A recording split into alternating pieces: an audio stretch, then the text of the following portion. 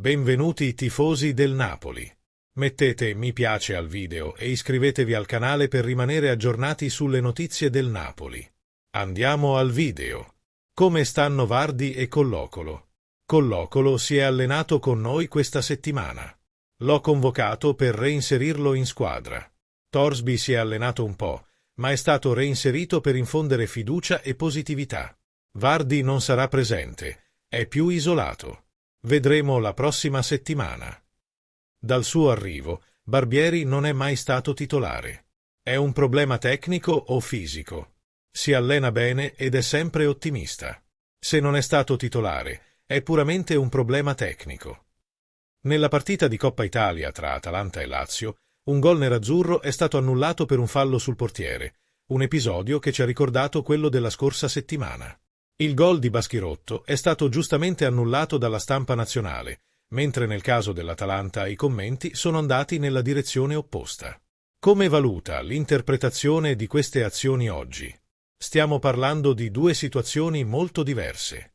Ieri, il pallone era a terra, il portiere lo ha bloccato e gli è scivolato dalle mani. In questo caso serve una valutazione specifica. Il pallone di Baschirotto era in aria e non è chiaro se il portiere lo avesse tra le mani, e proprio il fatto che non sia chiaro solleva dubbi. Qual è dunque la decisione? Ma, analizzando le immagini che ci riguardano, che si prestano anche all'interpretazione grammaticale del regolamento, mi concentrerei sul portiere del Torino. Non c'è stato contatto tra piede e mano. È evidente che Baschirotto ha toccato il pallone con il piede e non con la mano. Perché il loro portiere è rimasto a terra come se fosse stato calciato? Questo è il fattore decisivo, ed è proprio questo atteggiamento che dimostra che il gol era regolare. Se qualcuno crede che Baschirotto abbia calciato il pallone mentre era nelle mani del portiere, è un altro discorso, ma, ripeto, il portiere non è stato toccato. E se rimane a terra, è per cercare circostanze attenuanti. Ho molti dubbi sull'annullamento del nostro gol. L'episodio ha creato un precedente nella partita di ieri, anche se, a mio avviso, si tratta di situazioni molto diverse. Cremo sta avendo difficoltà a segnare.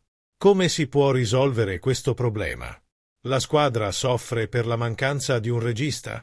Non mi interessa parlare dei problemi, ma piuttosto contestualizzare la partita che dobbiamo giocare nel miglior modo possibile.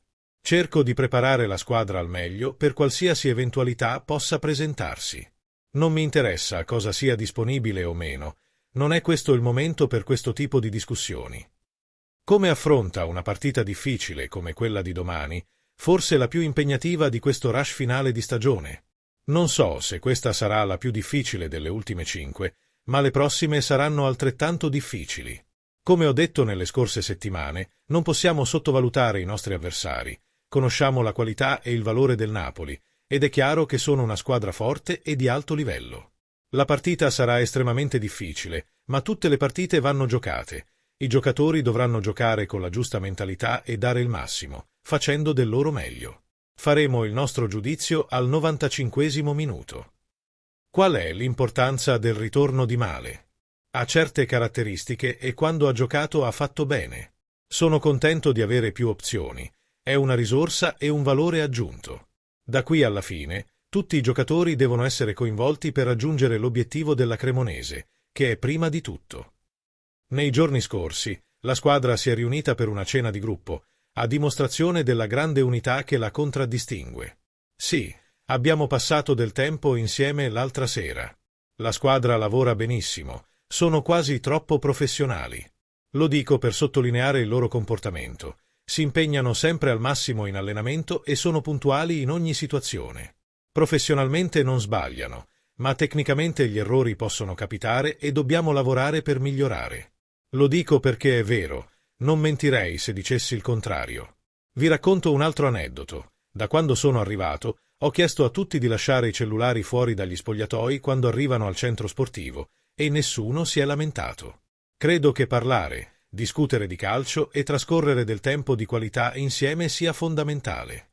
Per non parlare dei social media, che non c'entrano nulla con il calcio e possono persino essere dannosi.